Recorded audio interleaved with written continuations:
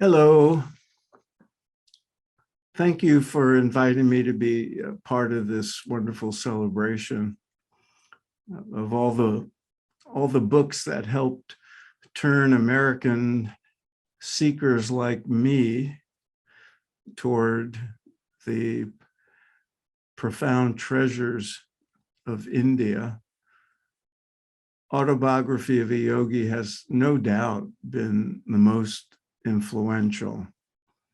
I still have the copy that I borrowed from somebody in 1970 and never returned. I can't remember who I borrowed it from, but if you're out there, if you're watching this, I apologize. And I want to assure you I'm doing everything I can to work off the karma of ripping off your book.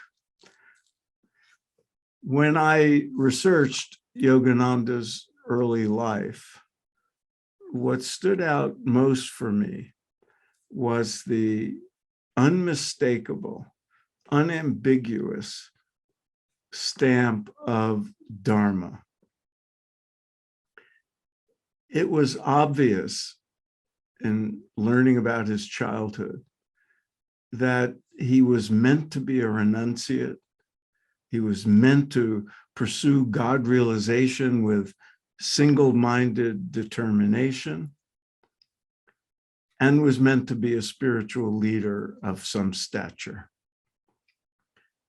It's understandable that his family resisted that calling, tried to steer him to the customary life of a householder in India at that time. But they must have known in their hearts that it was futile. Not every child, even in India 120 years ago or so, stakes out a place to build an altar and a meditation room when the family moves into a new home.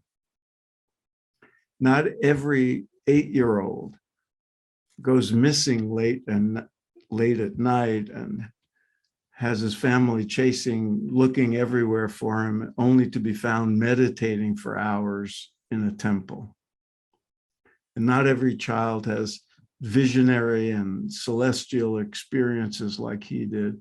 Not every 11-year-old runs away from home, not to join the circus, but to get to the Himalayas and find the guru he always knew he was destined to follow.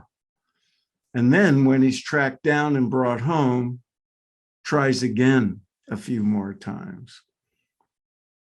Not every adolescent is a ringleader, and not every ringleader drags his friends to see swamis and gurus and temples instead of making mischief.